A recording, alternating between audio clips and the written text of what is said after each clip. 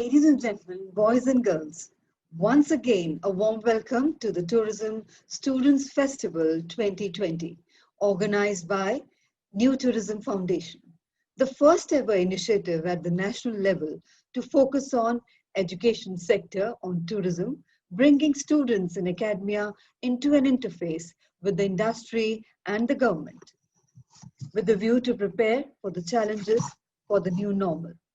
And on behalf of New Tourism Foundation, I extend a warm welcome to all our eminent panel members of this session. So ladies and gentlemen, the topic for our next session is Dekho Apna Desh for Atmanirbhar Tourism. For any industry to be resilient and sustainable, it is important to be independent and self-reliant, Atmanirbhar. Given the current scenario wherein international travel is restricted and there is much apprehension, it is most suitable that we encourage and promote domestic travel to be self-reliant. This will also improve the quality of lives of people by creating scope of large-scale employment of a diverse kind. And now for the proceedings of this session, may I introduce our eminent panelists.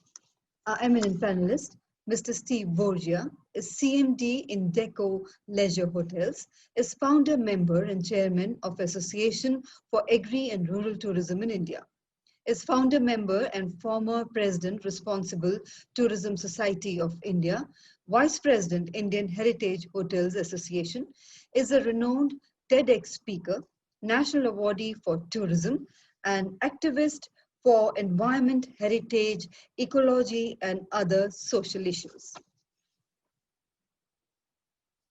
Our panelist, Rupinder Barar, is the Additional Director General at Ministry of Tourism, Government of India, Central Delhi, was Commissioner of Income Tax, Government of India, member of the Dispute Resolution Panel looking into transfer pricing and international tax issues, was Additional Commissioner of Indian Tax with Indian Revenue Services.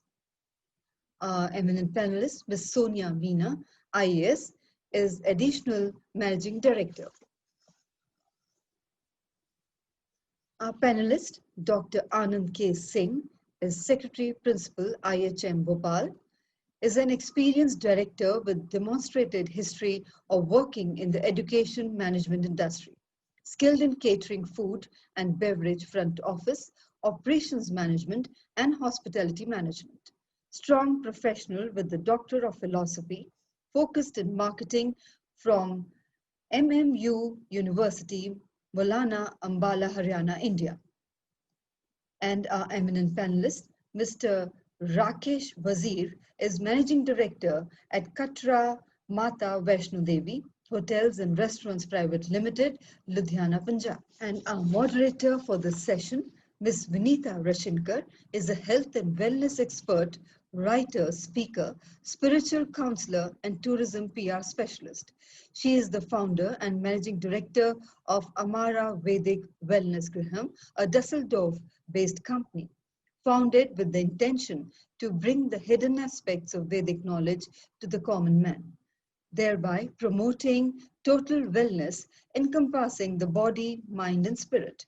Ms. Vinita also owns a company called Blue Brick Marketing, which works with state tourism boards and private companies to help them promote their products in the international markets. Ms. Vinita has been featured in various Indian and international publications such as Femina, Outlook, Asia Spa, Finance, and Vogue, and she is currently working with a major TV channel to provide health and wellness content while continuing to follow her career path in tourism PR. And I now have the privilege in handing over to our distinguished moderator, Ms. Vinita, to kindly carry forward the proceedings of the panel discussion. Over to you, ma'am. So welcome to the Tourism Students Festival 2020, which is organized by New Tourism Foundation. I am happy to moderate this panel discussion on a very important subject, which is about the role of journalism in tourism. And this is mainly pertaining to audiences who are tourism students, and it should also be of interest to anyone who is in the sector of tourism. So on behalf of New Tourism Foundation, I extend a warm welcome, and already I have to say thanks to this eminent panel. And before I ask each of you to introduce yourselves, I would just like to say that New Tourism Foundation has taken this initiative. This is the first ever initiative for a Tourism Students Festival. And I'm sure that it will make a mark, and it will, do whatever they set out with the intention of doing. So now if I can quickly start with Mr. Bawa. Sir, if you can kindly introduce yourself in a couple of lines, and then we run through the entire panel with your introductions. You will have to unmute your mic, sir. All right, good. Am I audible? Yes. One has to learn this fundamental things now, muting and unmuting, right? Thank you. Hello, everybody. It is my pleasure to be among the galaxy of speakers, and I am happy that the younger lot is ready to listen us. So we generally treat that we are the spent force, and we are happy that somebody has come to listen us. Myself, G.S. Bawa, full name is Gurmukh Singh Bawa, but the industry knows me as G.S. Bawa. I have served the Airports Authority of India per se for a long period in India for 30 years. I have grown with the aviation, and data, information, informatics is my passion, and that passion convert into profession. And later on, when you're working in government and semi-government, the wind takes you to your destination. So I ended up heading the public relation department. And when you are the aviation, and I always believed aviation and tourism have a symbiotic relationship, and we have got a number of organizations where I have been associated for Foundation for Aviation and Sustainable Tourism. They all go hand in hand. And the new tourism organization you mentioned, they also work both the aviation and tourism. So that is my love and passion for aviation and tourism. And I will like to show my mind to the younger lot. Thank you very much. And I would like to learn from each and everybody on the panel. Thank you very much. Welcome, sir. I'm sure we will learn a great deal from your experience and expertise in the industry. Next, I move to Dr. Madhumita Mukherjee. Ma'am, if you can kindly introduce yourself. Good evening to all and all. And thing is, first of all, I'd like to thanks to everyone, and especially you, for giving me this platform. My name is Dr. Madhumita Mukherjee, and I have done my PhD in tourism management. My study is aviation management. I've done particularly in aviation management because I started my career as a cabin crew. When I was very small, I started my career with that from Bardhaman University in West Bengal. And I have also done IATA. I'm IATA certified. Right now associated with Jamia Millia Islamia, New Delhi. Along with that, I had an experience of 13 years of teaching in Amity University, Kolkata, in Lovely Professional University, Jalandhar, along with 3 years industrial experience, Air Sahara, as well as GRE in front office in a hotels. So right now, I have published, I have written five books. I have edited 3 books. I have published more or less than 15 journals, papers. And also I have published in JNU University and Andhra University. And now my specialized area is aviation, tourism, and hospitality. I'm in hotel sector. So this is about me. Thank you so much. Wonderful. I'm sure we learn a great deal as we discuss through the evening. Next, I go to Nicola. Nicola is joining us from Munich. Nicola, if you can quickly tell us what you do and introduce yourself. Okay, my name is Nicola Dahl. I'm working in the media business now for almost 20 years.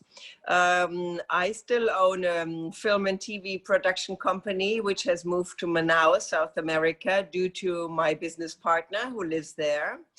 I myself, I'm an economics person, but ended up with a publishing company.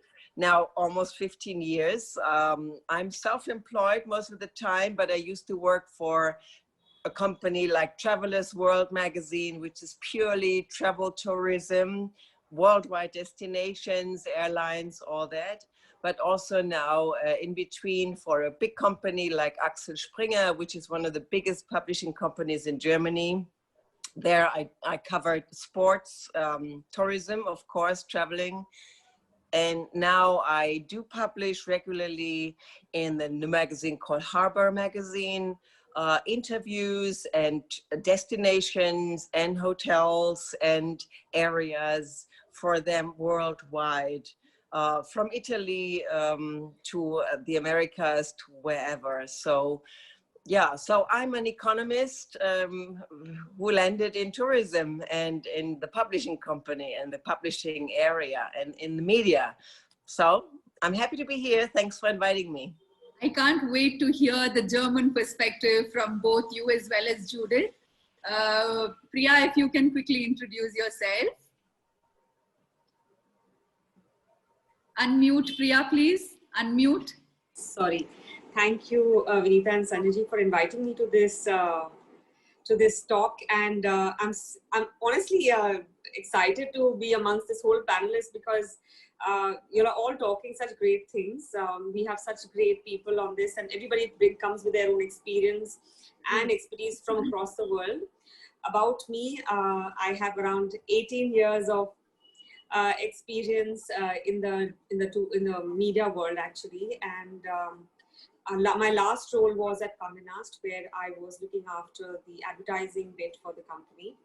And yes, there have been great successes and great things we've created. And there's been a lot of learning. I think India's travel story really moved in the last 10 years. And going forward, I'll be really happy to talk about it and share about it. True.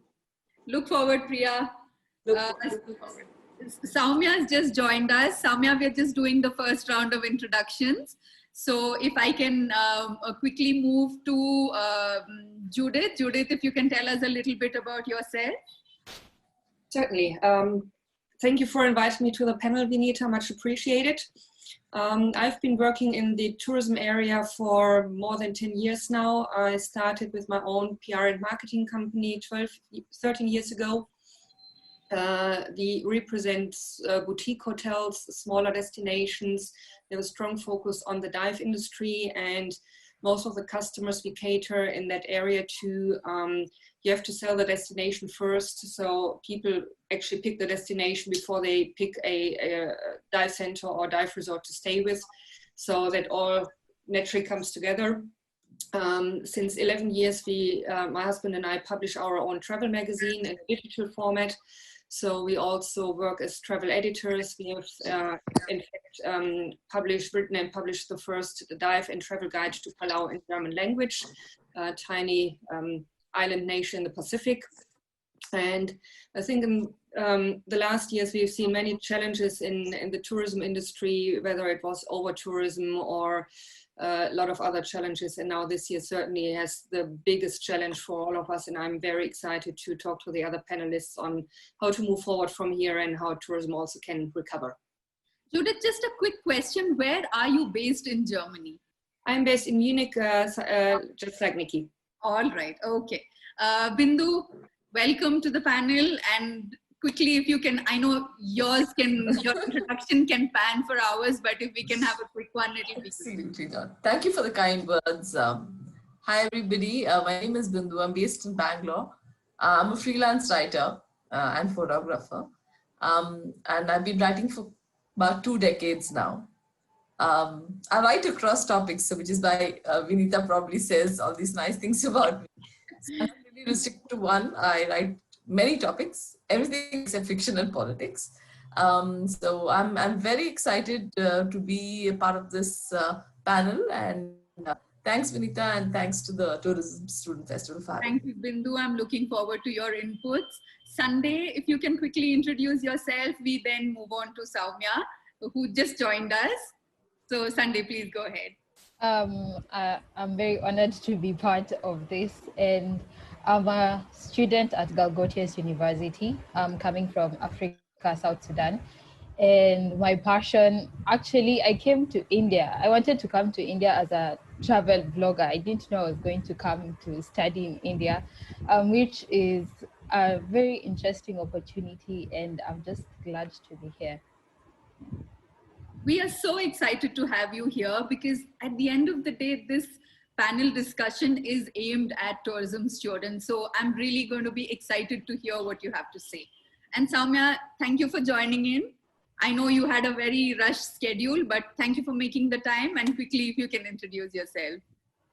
Hi, I'm Soumya Maheshwari and I'm the associate publisher at Pinnacle Connect. We're basically into publishing of magazines. We do a wellness magazine called Global Spa. There is a luxury title called Millionaire Asia India. And we also do a magazine called Peak Life. Practically, all of these magazines are on the luxury lifestyle platform, and travel being an integral part of our lifestyle today. I think that's what Vinita saw and invited me to be a part of this panel. I'm excited to be here and look forward to hearing from you all. So if we can begin the discussion with a very simple question. What, according to you, is the role of journalism in tourism? If we can start with Bindu, and then we will go across the panel. Bindu, how would you describe the role of journalism in promotion of tourism or just in tourism itself? So personally, I think that it's extremely important to have that, see, when it comes to travel, that personal voice of the person is the best way, I think, to promote a destination, a property, or whatever it is, because that voice is coming out from an experience that you have actually visited the destination, you have visited a property, and you are then able to translate that so much better, which a travel brochure can never give you, So your voice is what comes through in, a travel story. And personally for me, I also look for, something offbeat, because I think today travel is just not, ticking off, okay, I want to see ABCD, that's fine, see ABCD, but a lot of people today are looking at differentiated experiences. That can come through a writer who, is probably able to look at a destination with maybe, those sort of, that kind of vision. So for me, I believe that it's extremely important for, travel companies, tourism destinations, to sort of involve good writers to showcase their what they have to offer. Right. Dr. Madhumita, what would be your take, keeping in mind that tourism students are listening? How would you connect the dots for them and say this is why journalism is important in the tourism sector? Unmute your mic, please. Well, I'll start with first of all, I would like to tell you that media contribute to 80% of tourism revenue. Okay, so whatever the revenue, tourism is earning is still contributed by 80%, I am telling you, through a media. And tourism contributes 25% of media's revenue. So the role of tourism in media, industries such as journalism is ever growing. It's just ever growing, okay? And so the media have a very crucial role to play. I just say it's a crucial role because putting emerging destinations, the relationship between tourism and media is very, very vital and complex, okay? So for example, I like to say that to my student, rather, I would like to say my student that media, if we really talk about media and tourism, I mean journalisms, how you will, I just wanted to talk in a sense of a student, what student will like. If you're an example, if you'll go back and see a movie, okay, Ye Jawani Hai Diwani, okay, so there we saw Ranbir Kapoor, right? So most of us seen that movie, oh, so nice movie, this, that. But actually, if you really seen that movie, what it has given, that he was a journalist, his profession was that, journalism in tourism. So when a student wanted to take up this profession, first of all, this profession is having a very, it's having its own uniqueness. It's totally having its own uniqueness. And it's about, describing about the event, about the place, and one should roam a lot. They should enjoy their job. I mean, it is a full of uncertainty. We always tell our students that wherever you wanted to excel your career, wherever you wanted to go, just believe me, one thing I would like to tell for the student, that in every job there is an uncertainty, and particularly in these, the role of media in tourism is full of uncertainty, because nothing certain is there. You have to roam, you have to go places over places. For example, there is a place in Goa called Duadar Falls, okay? In that particular area, now due to the COVID situation, you know what we are facing, right? Due to the COVID situation, tourism has stopped. It's literally stopped. So our GDP has gone, minus 23 is approximately 24. Our Prime Minister is saying, Narendra Modi, that they requested Indian to start up their business. Tourism should start up. The domestic tourism is create a million of value of year. Now tourism need to gear up. Okay. Now how it will gear up? It will only gear up by, to have a lot of expressions and lot of means, that tourism being of the biggest contributions, right? So who is the person who will take care? The journalist. They have to visit the place. They have to see the place. Once they have visited the place, they will take the photograph. They will write. They will start with a blog, right? They will start with a blog. They will start with everything through print media, through other access. So these all are the part of the access where this, this role, it's a very crucial role. So this role will come up. It will come up to the pupil. It will come up to the student. And further, I wanted to conclude with this, that whoever interested, that role of a tourism is very uncertainty, but yes, of course, you have to take the risk, you have to be in a certainty, and you have to enjoy it with all of enthusiasm. Thank you. If I can get a slightly more foreign perspective in, Judith, if you can tell me what you think is the role of journalism in tourism and how you have perceived it in your career of, a decade plus of experience. Thank you.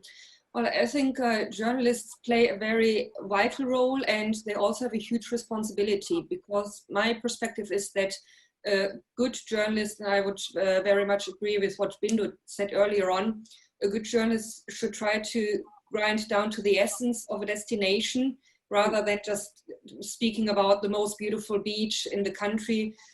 Really try to also get the perspective of the local people in, and hence try to raise interest to not only travel for a leisure vacation at the beach, but also to dip into the culture and the unique points of that destination.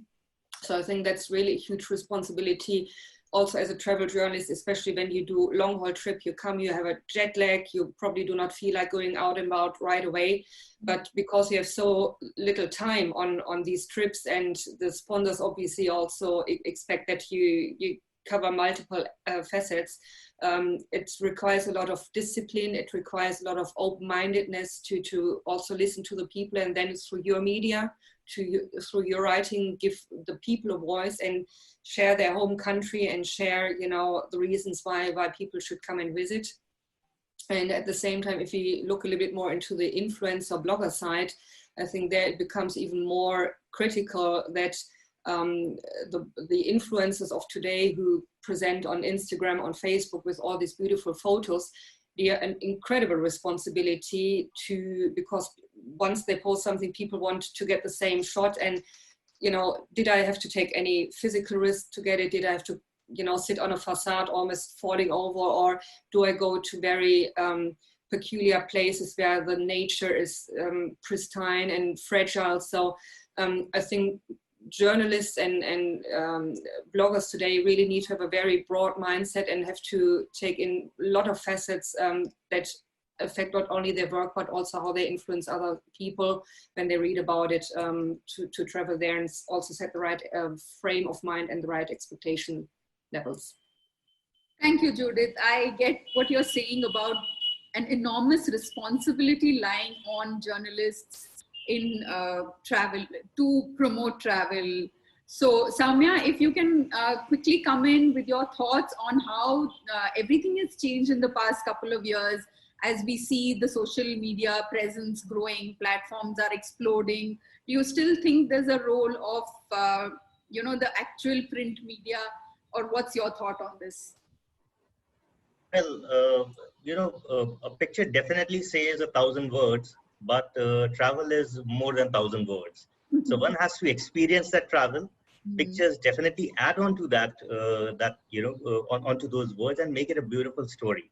Right. They both go hand in hand. So while social media adds on to our job, it makes it, I would say, it's a mixed factor. While it makes it look very exciting with those filters and all that stuff. I mean, a dark mucky water could be looking beautifully bluish, while at the same time, you really have to bring out what it is. So it has made our job easy. Yes, we can instantly post and we can instantly talk, and with the reels and the Instagram stories and Facebook lives, we can actually tell you that this is what we are doing at this moment. At the same time, how is it that we reached that moment is something that captures in the text that we would be doing.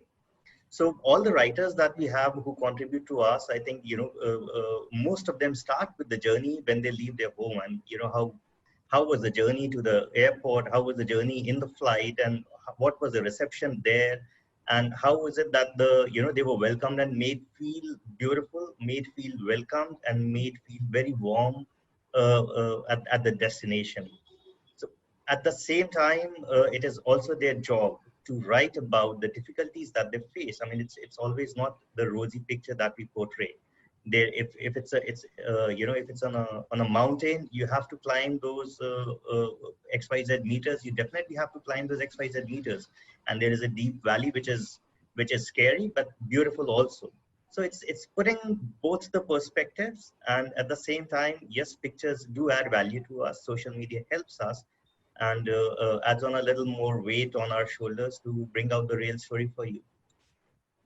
Thank you. Nicola, if I can ask you, what is the general feeling in Europe about social media versus print media, especially in relation to tourism?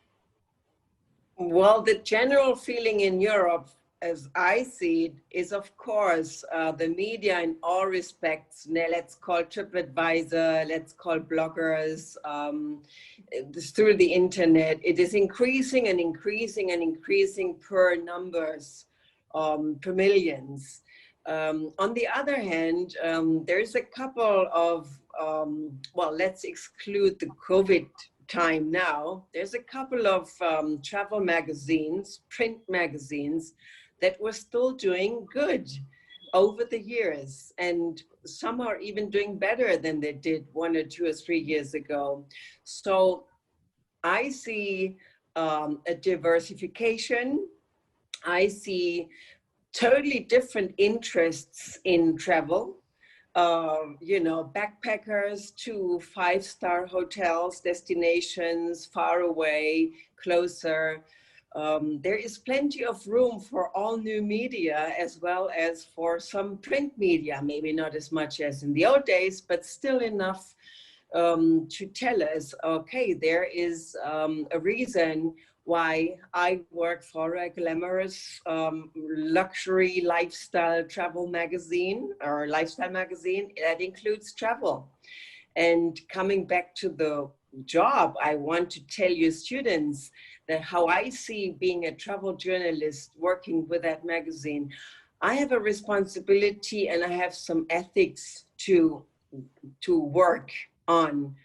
Number one, I have to be neutral, which no other private person is when they go to whatever place. I have to be neutral. I'm invited by a PR agency like Judith, so I go there. Of course, I'm positive. Yes, I talk to the PR agency. They say, well, I want you to show this new place, whatever it is. It could be a country, could be a hotel, could be an area, doesn't matter. I go there, I'm neutral. You know, my personal opinion is not the point. Of course, there is personal interaction with what I see there, how I'm treated, how this whole thing works, how the area is, how the destination itself is, a hotel, whatever.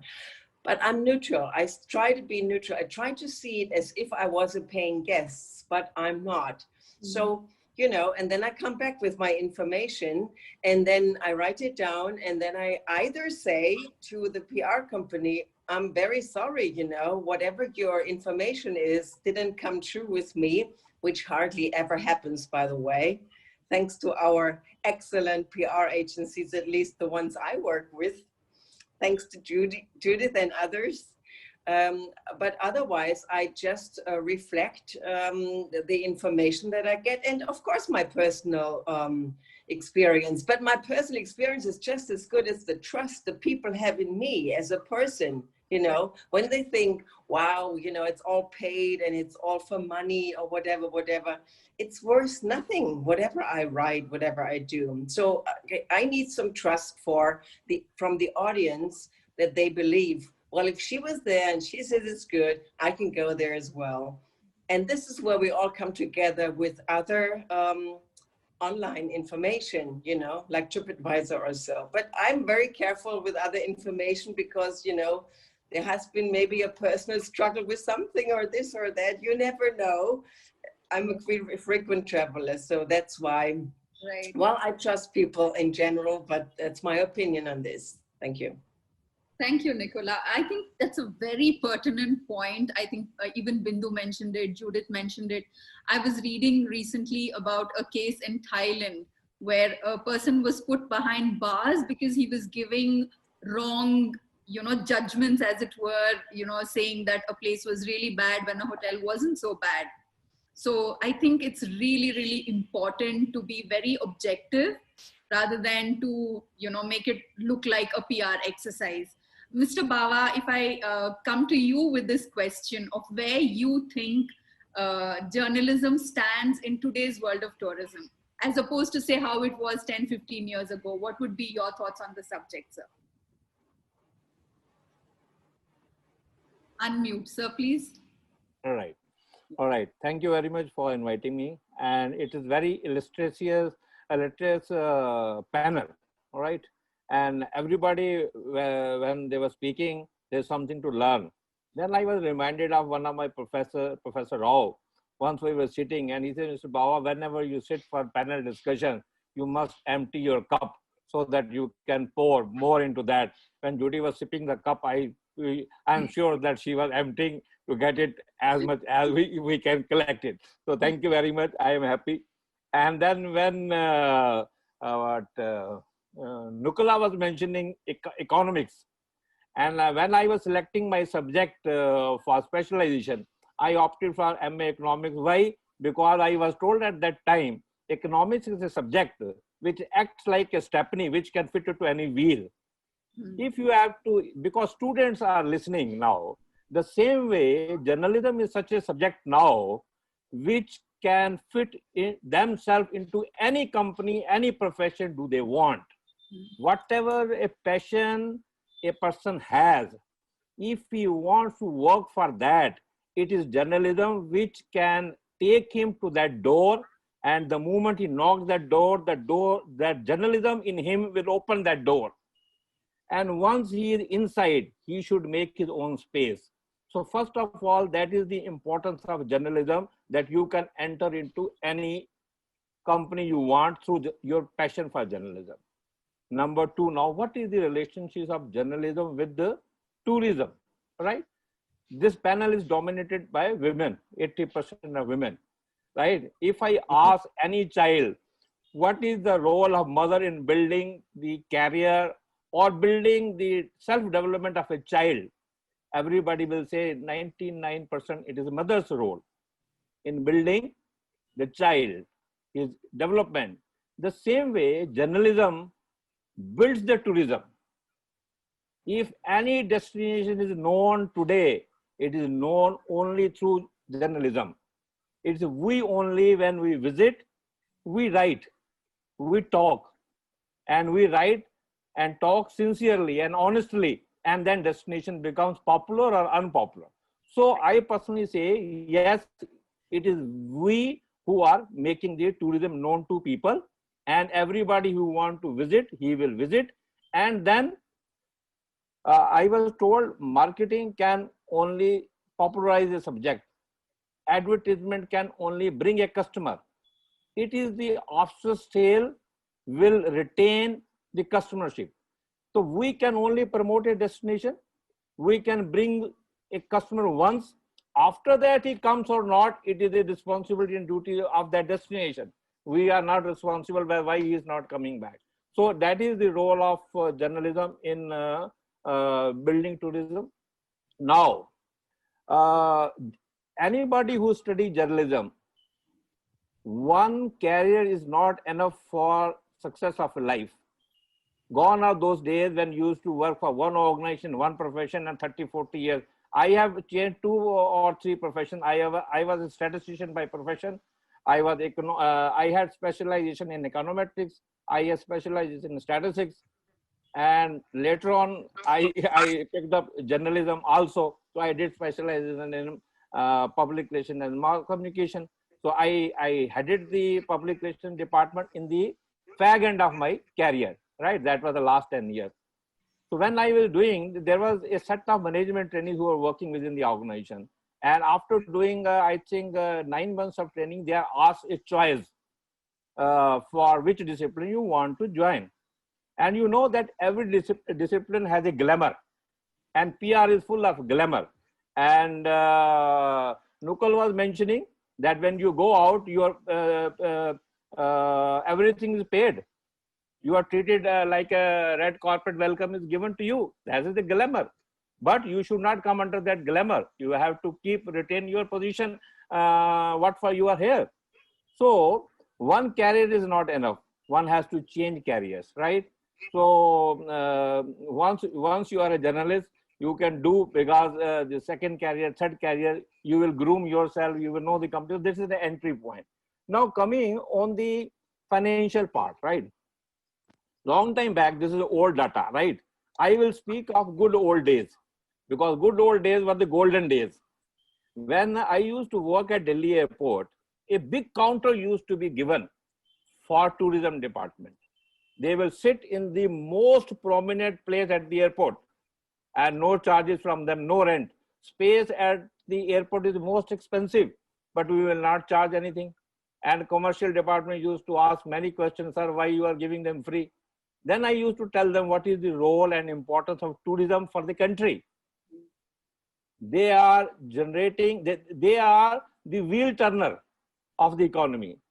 They are the wheel turner. Now, we have seen in the COVID pandemic, what is the importance? What we used to say at that time, it was, we were not fortunate to explain them, and we never wanted that we should be explained with an experiment. But now that God forbidden that experiment is before us. What happens if the world comes to stand still? What is the importance of tourism? Now we are realizing. So now we have to start turning that wheel. So that is why I used to tell them, every passenger who passes through this airport, be it domestic, international, even if he has come to visit his home, he is first a tourist. Because if he has come for 1 month, 15 days, or more than that, he must visit some place of tourist attraction. And tourist attraction doesn't mean only historical places.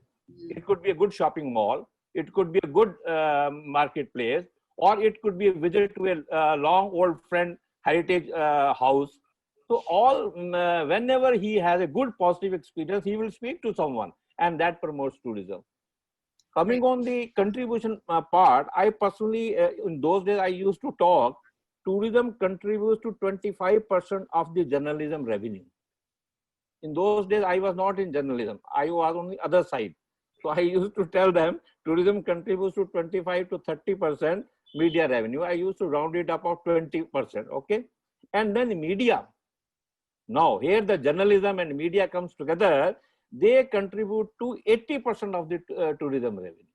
If they are not there, tourism will finish it. And example is before us now. Now tourism and aviation has the most vulnerable are we, civil aviation and the tourism. Overnight, 1,000 aircraft were grounded, and aeroplanes are not meant to be on the ground, they are meant to be in the air. And then the losses we can see, and then consequential loss to the hospitality and tourism industry we can see. So even 80% is less. So I used to on those days has the 20-80 formula. So that is the on the revenue front, the relationship between the tourism aviation. And I must compliment you. Today is a very good day. 5/10/20, 5/10/20, 5th October, 10th month, 2020. Everything has a multiplier effect of 2. So whatever goodness you are generating, it will have a multiplier effect. Thank you very much. I will come back whatever you want to know. Thank you so much, sir. Priya, Mr. Bawa was talking about how much tourism contributes to media and how media in turn contributes. What's your thought? You've been associated with the industry in various designations, in various roles. So I'm just waiting to hear what you have to say about journalism and tourism. Unmute, please. Yes, yes. So actually, today is a great time, when you students are joining, all the students are coming on board and wanting to come into mainstream journalism, mainstream tourism, conversations happening. When 18 years ago, 20 years ago, when I stepped into, the space of journalism or tourism or publishing or media, whatever we want to call it, tourism was there, it was struggling. The mainstream people weren't really traveling as much. India was just at the beginning point of, a boom. We had just 3 airlines in our country, and that there was Air India, there was Jet, and there was Sahara, really. Air Deccan was kind of not there and there. And how the whole journey of aviation also moved.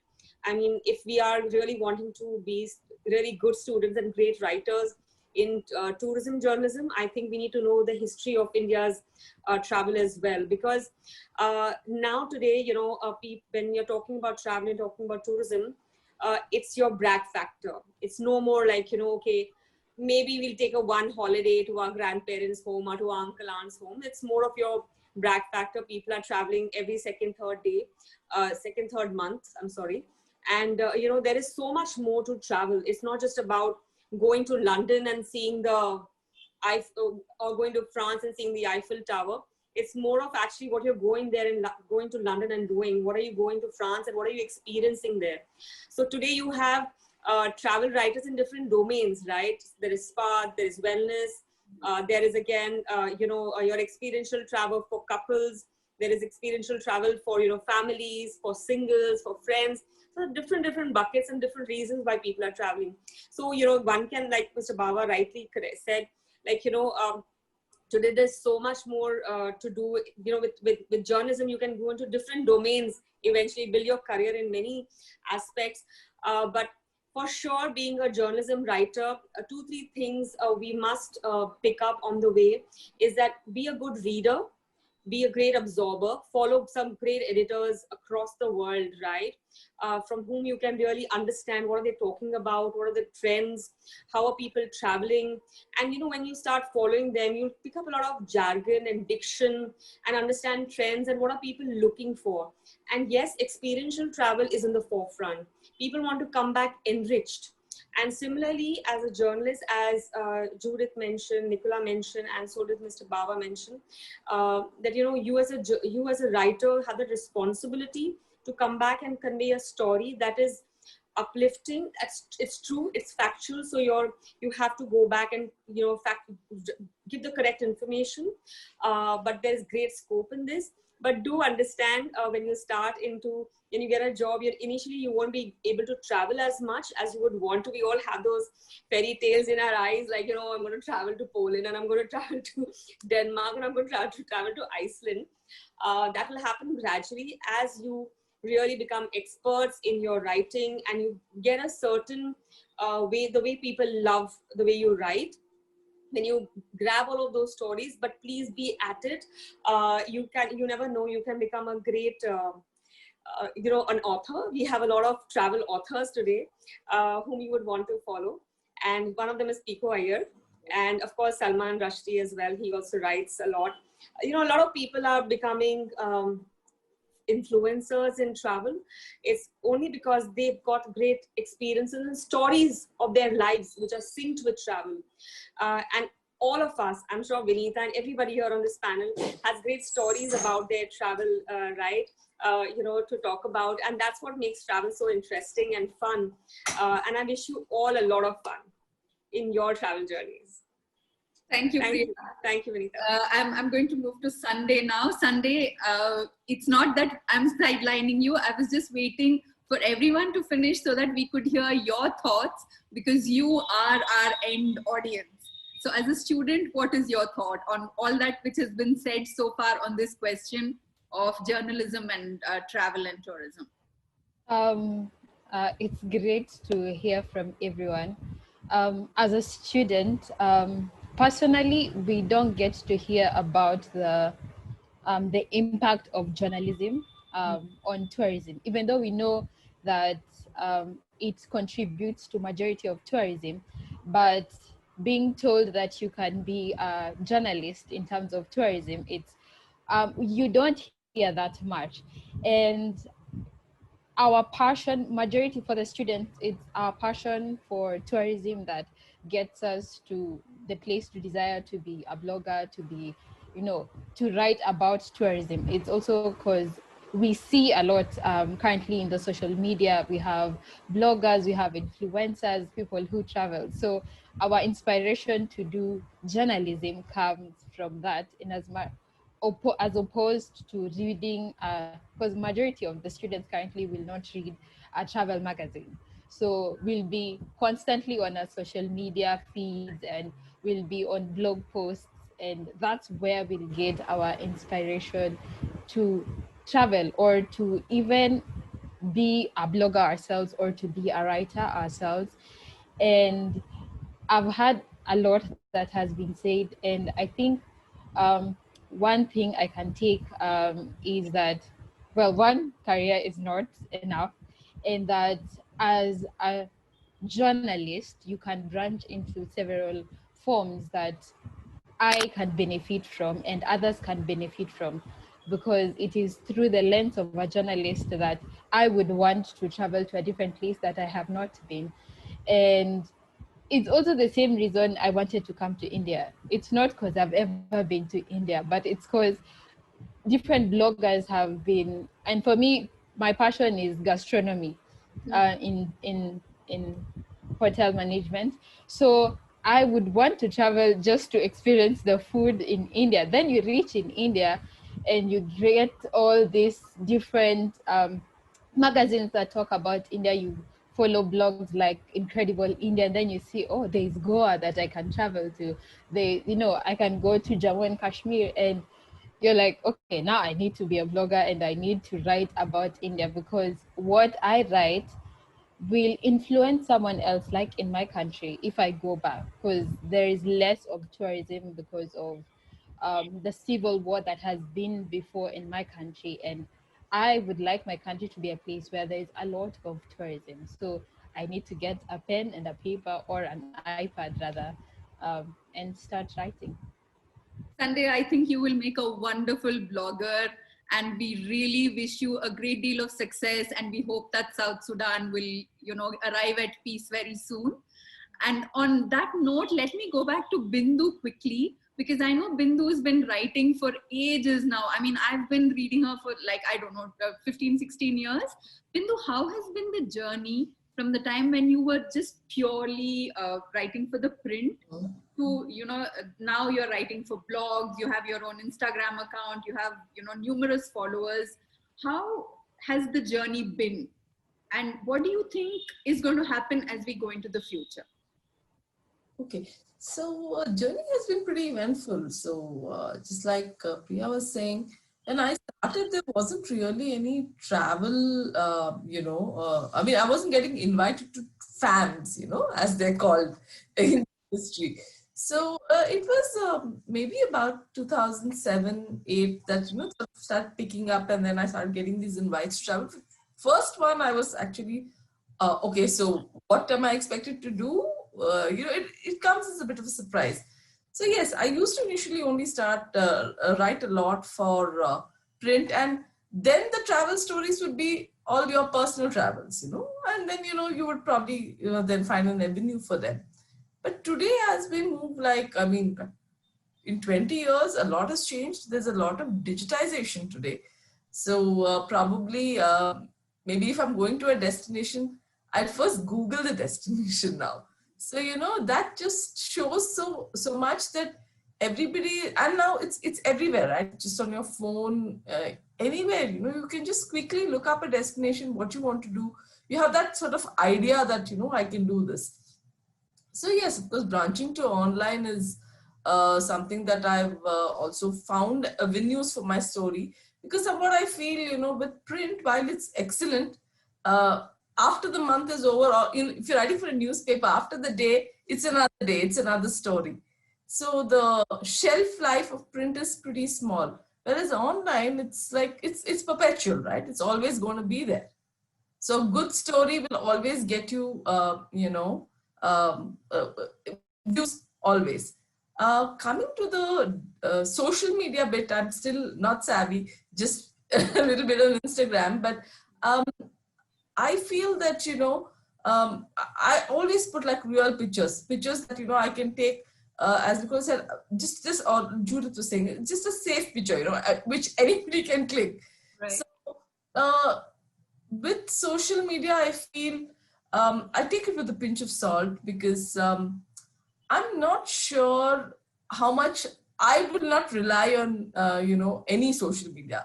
Unless the person has some credibility, I would not really recommend for anyone to just blindly say that, okay, just because this person is gone here, because it's very, very important that you're responsible, you have credibility, because, your voice, your name goes with the story, right? Right. So what you write, you have to own up to at the end of the day. Right. So yeah, there have been changes, but all good. Okay. You have to go with the flow. That's a very interesting point which you bring up, Bindu, because Judith, if I can bring you in on this, because I think you would be apt to answer this. I always thought that whatever is in print is more of a, shelf life kind of thing, and social media is less of a shelf life. But Bindu says it's perpetual, which I also understand as a blog or as, a post. So what is your thought on this? I mean, in the balance, how does one actually come to understand what is what? I think that's that's a very good question.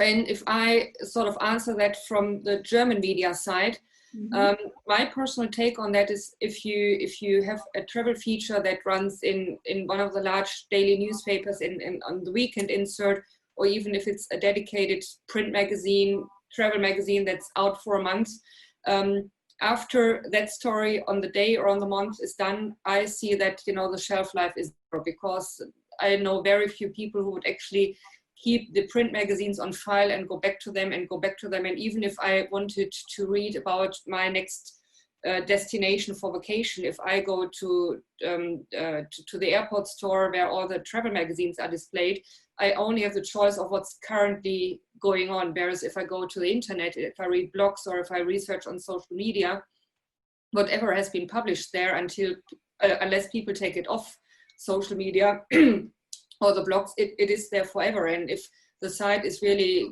great, optimized for Google search and everything, I can bring with digital media a lot of value to a destination, to the hotel.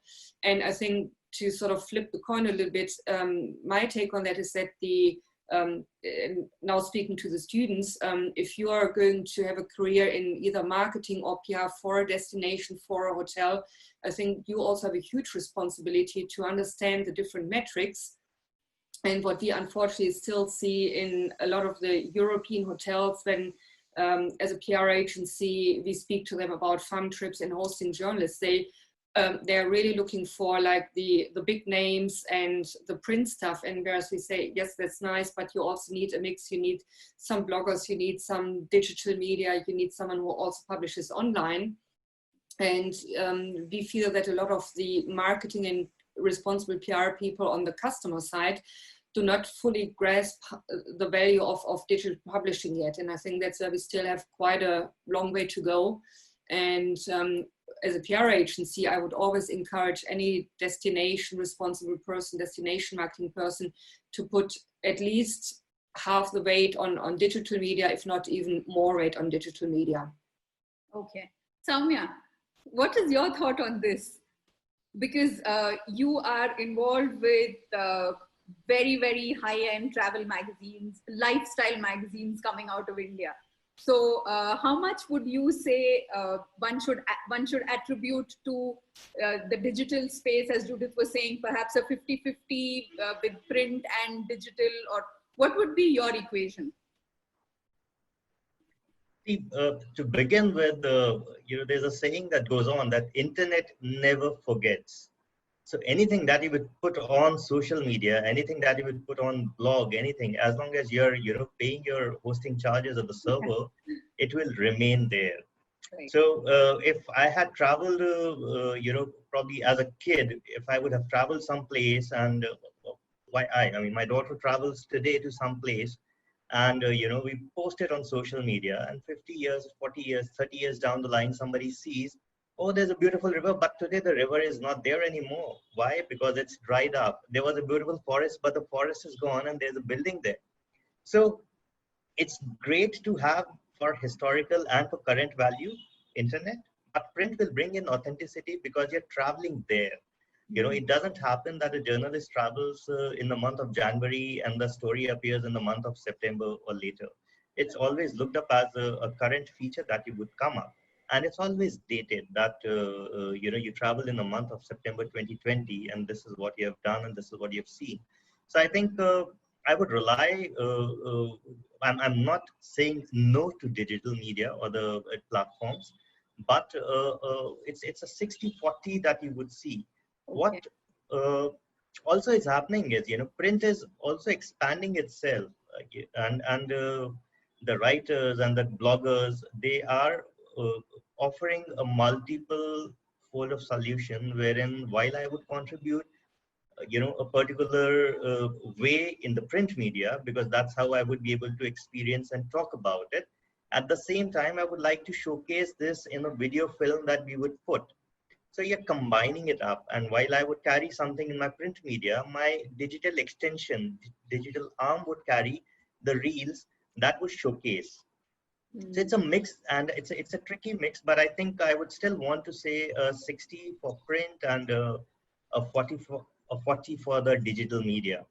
Or maybe if you would squeeze in a little bit, maybe 5% each from them and create a space of 10%, then that should be experiential, that the tourism board should be participating with the, with whichever convenient and a relevant platform that they think, and they should create that experience zone for the client, the end consumer, who should visualize it, who should see it, and possibly talk about it. Listen, I saw a very nice first class, business class seat that they had laid out at this mall.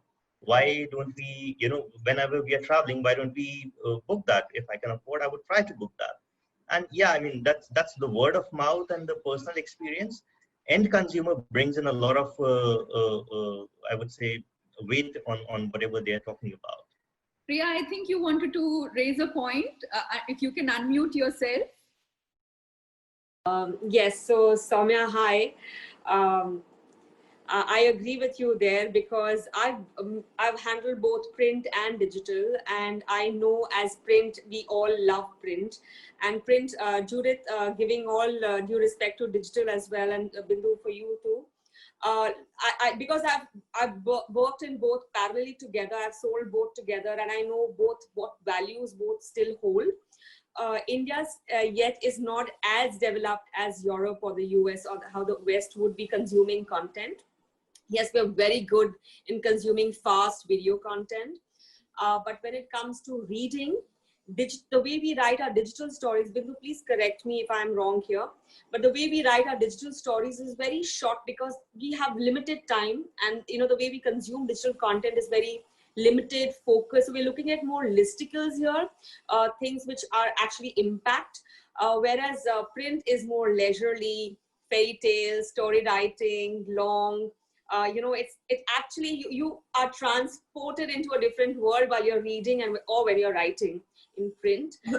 Absolutely. So the thing is Right? that I like print. Okay. So Yes. I was just So do I. I think we all have to admit that. Print is, I mean, there's nothing that makes me more happy than seeing my byline, even after 20 years. So print is naturally what I love. So I'm sorry, I was just talking about my journey. That's it. Yes. I agree with what you say, Priya. Absolutely. Because content for digital and print are very different. Yes. And yes.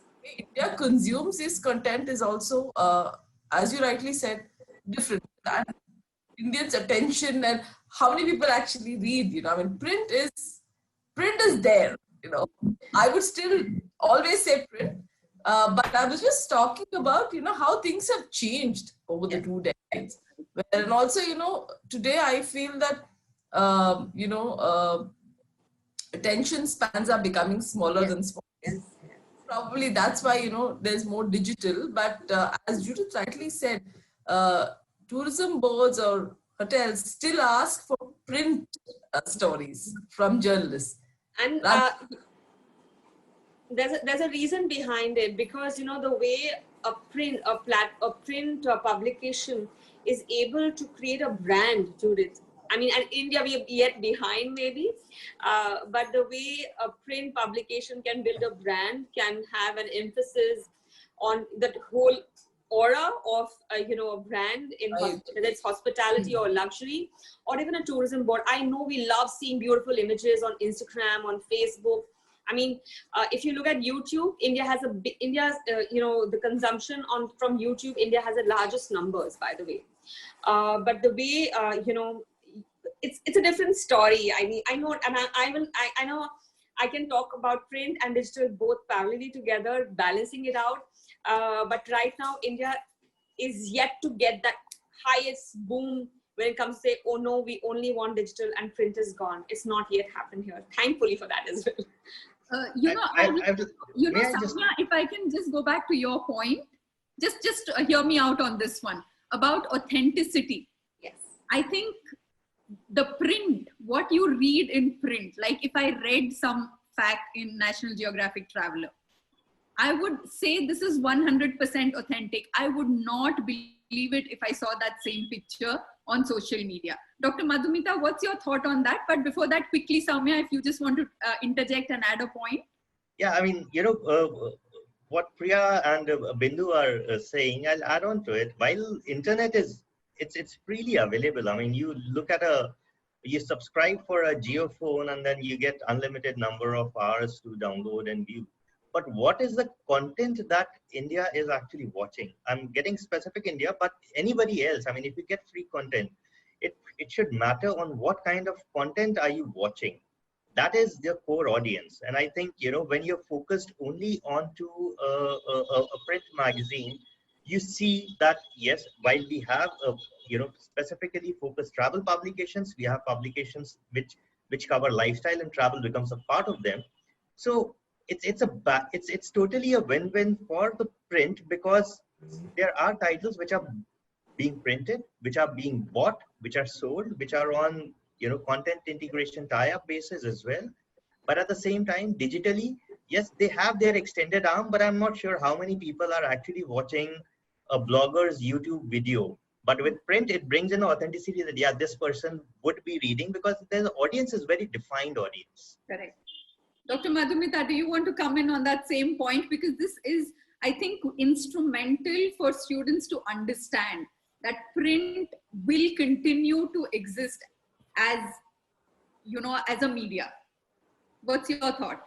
Well, to me, yes, of course, print is always there, print is always there with us. As we said, if you're thinking something, suppose I think Priya ma'am and someone said, Soumya ji, you said, yeah, well, I just wanted to say that digitalization, we go to Google, we surf it, we see that, Students are easily accessible with their mobile phone, right? Because last 13 years I'm seeing how students, even in class, even we give an assignment, they said, okay, ma'am, give me a second, and mobile phone, digitalization is there. But thing is that, you know, somewhere in digitalization, what we are seeing, what exactly we are seeing, it's can be go out of your mind, okay? But print is something which will remain with you. You know, it will be in retrained forms, and it will already, it is existing with you. So as you wanted to plan something, you wanted to give something, especially for the student, I would like to tell you that yes, you should habit of having this, you know, print or written. This is the habit which will enhance your thought process, which will enhance your what you wanted to say. And of course, print is less costlier than digitalization. So, and you know, this is a very live situation I'm telling you. 3 months back, when I was taking a class in Jamia, few of my students were from Kashmir, okay? And they said, eventually I say that they are not attending the classes. So I told to my HOD, sir, Dr. Nimit Chaudhary, Professor Chaudhary, I said, sir, what is going on at few, not only me, it's all about all the teachers who are like complaining those students are from Kashmir. They are not really coming in the classes, and according to the, you know, percentage attendance, 75% attendance is mandatory. Now they used to say, ki, ma'am, you know, we do have a 3G. So as you said, someone like, I don't know, Binduji or someone said, yeah, digitalizations and, you know, it's very easy to access mobile phone and this. But personally, I faced this with my student. They said, ma'am, we cannot access, we don't have the access. So we are not unable to do the classes, and because they are having only 3G during that period of time, what was happening, you know, with the Kashmir, you all know that. So we got a permission for those students. They said you do, there is a two-way you have to do. One is you give them some notes, you know, mail them, okay? Or in the print version, you send them some notes or something like that and just courier them, okay? Or someone should come and take it for them and they should give them. So this is a very live example I just stated for my students and in front of you all. So print media is something which is very existence and which will be with us, always with us. And you know, through Google or through digitalization, today through digitalization, we can do anything what we want. I can change my face also.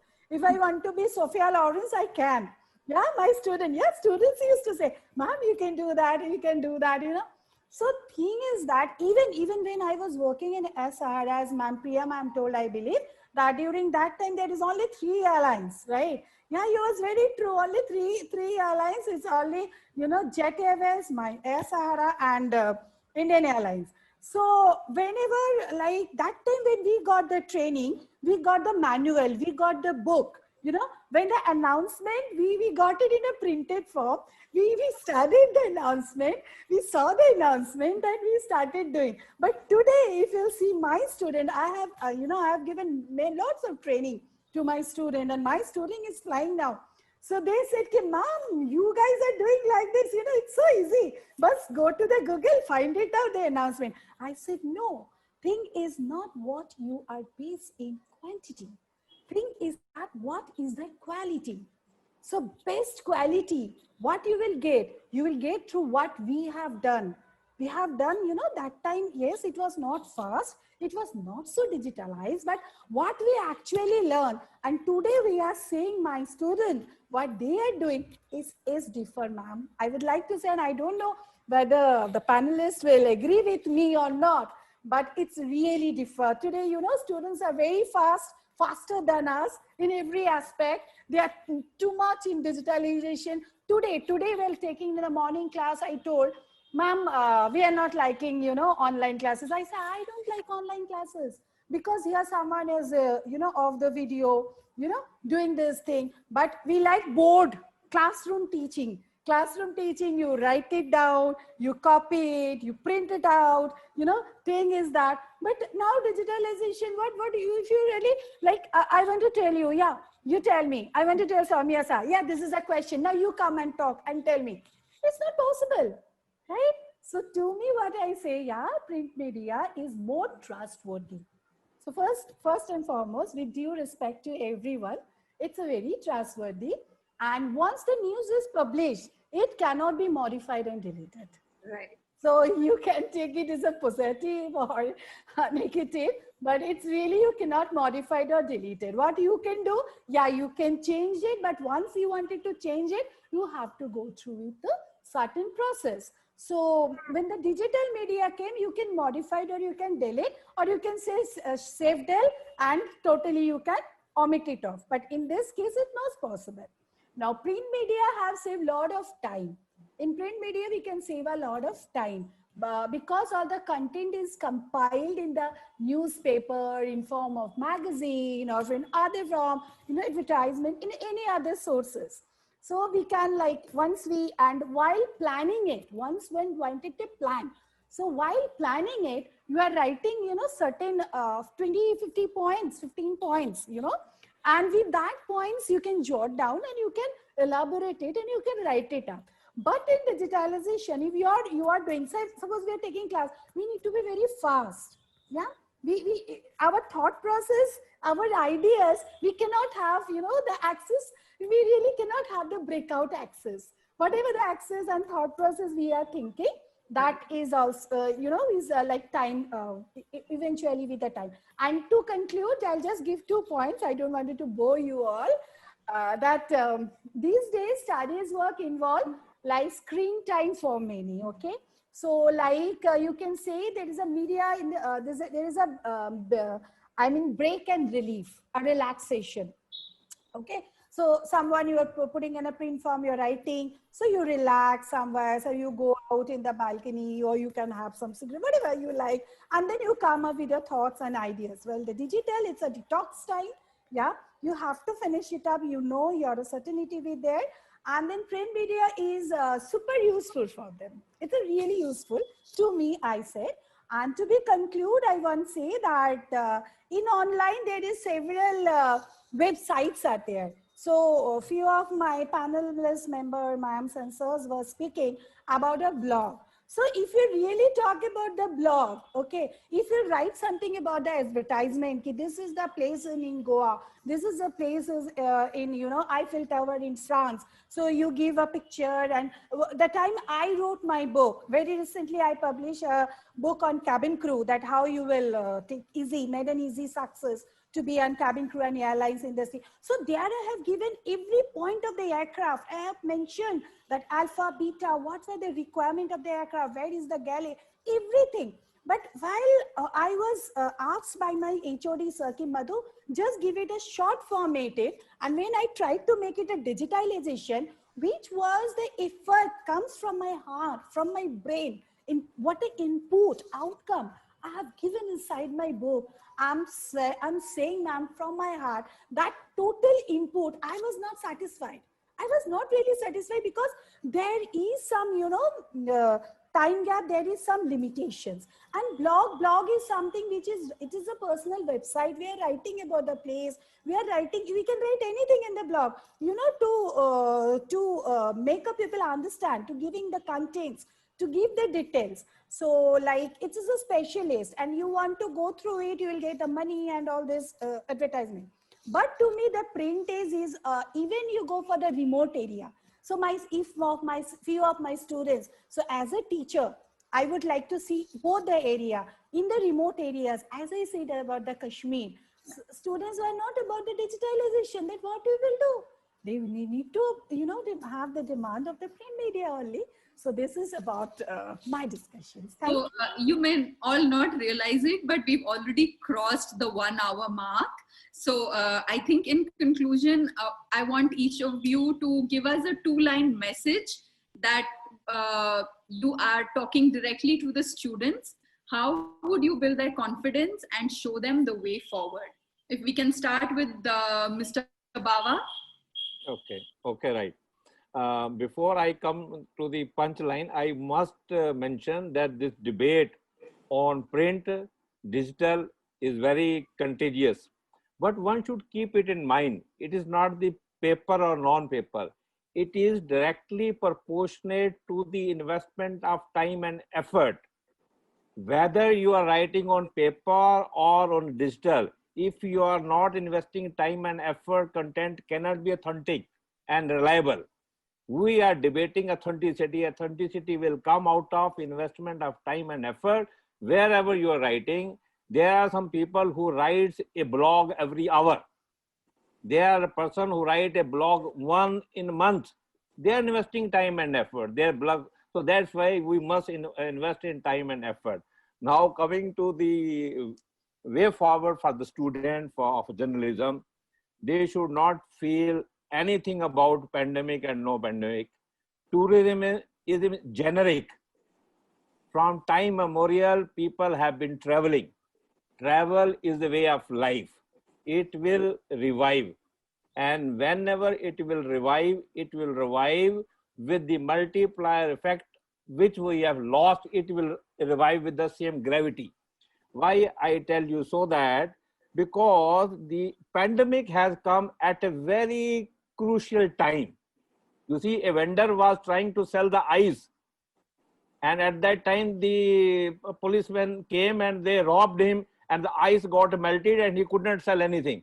This is same thing has happened to the tourism. Tourism was at the peak, and this pandemic came, and we were going to try a lot of technology oriented things for tourism friendliness. Aruba concept of IATA, we know that everything was going to be digital. The moment you buy your ticket, you are being monitored.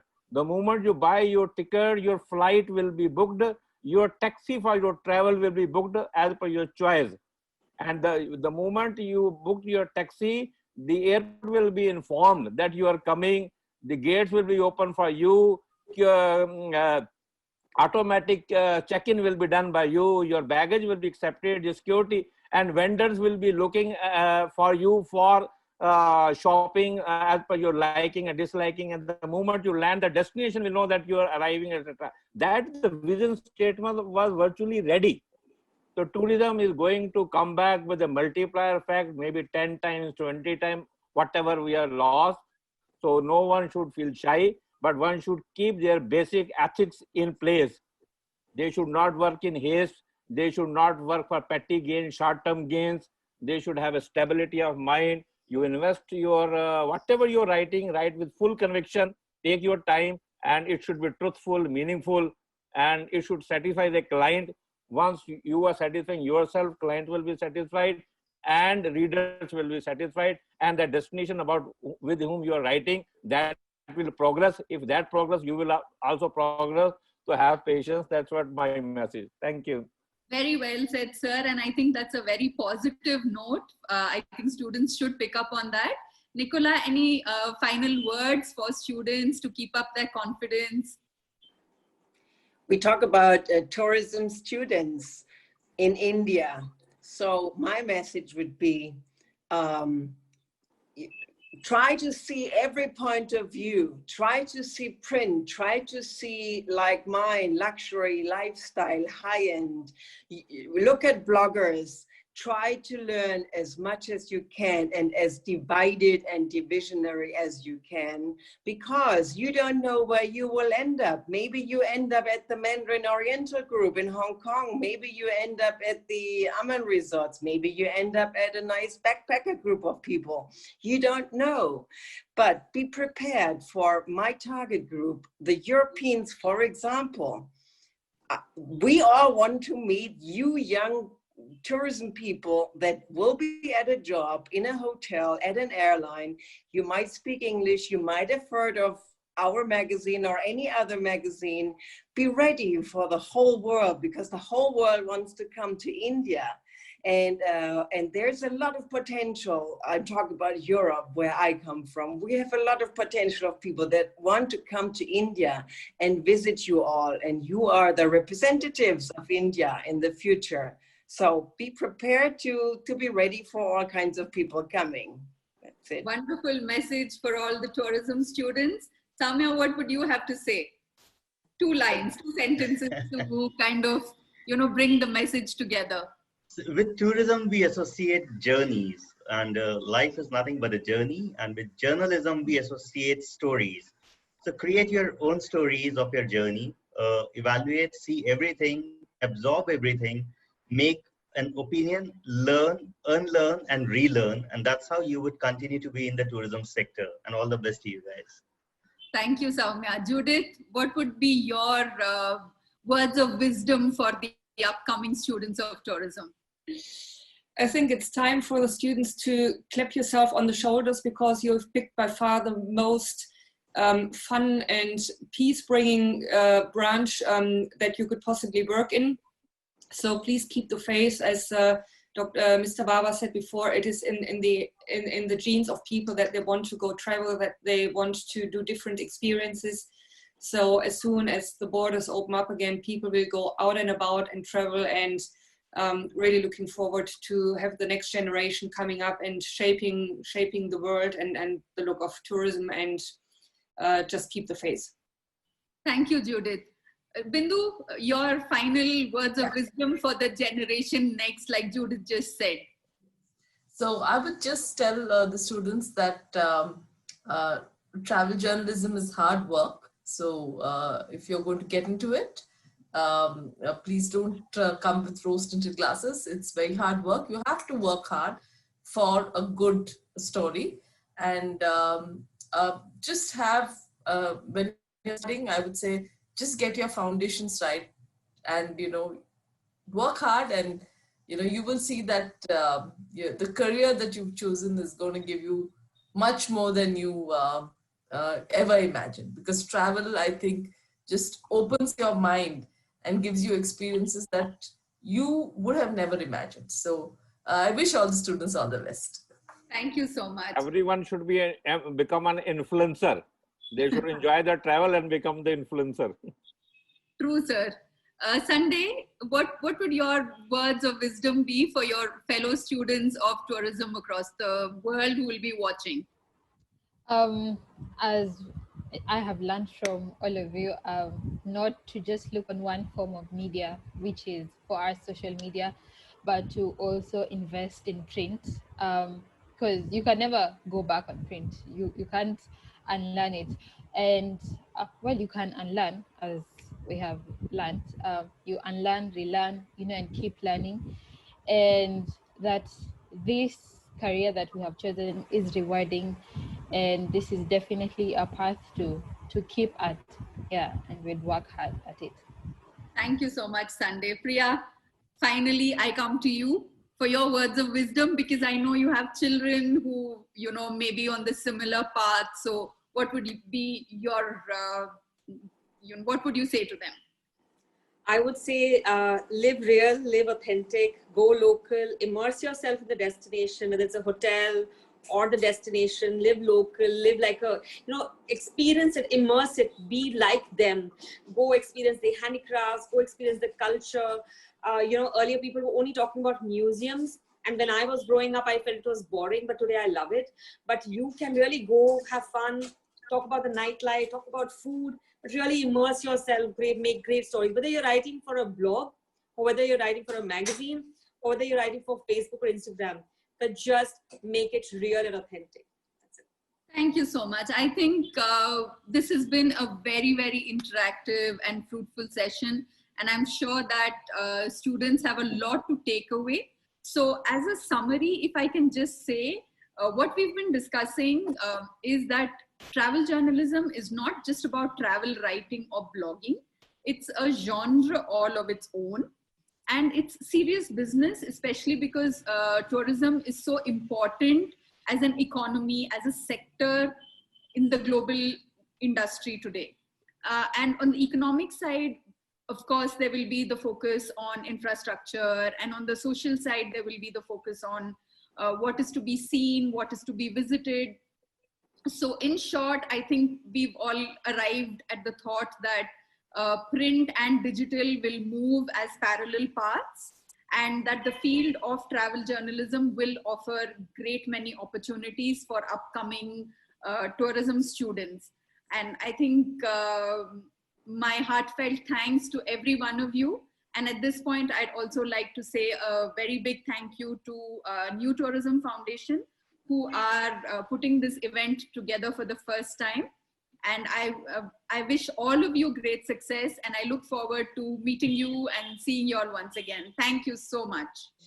And I'm highly thankful to all our eminent panelists for their insightful and thoughtful addresses, and also to the viewers of this session.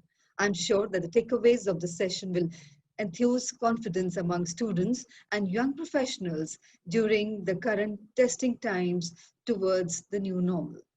We have a surprise for you all attendees. Scan the QR code on your screens with your mobile phones and answer 10 questions in 10 minutes. You will get to win prizes and surprise gifts. And I shall see you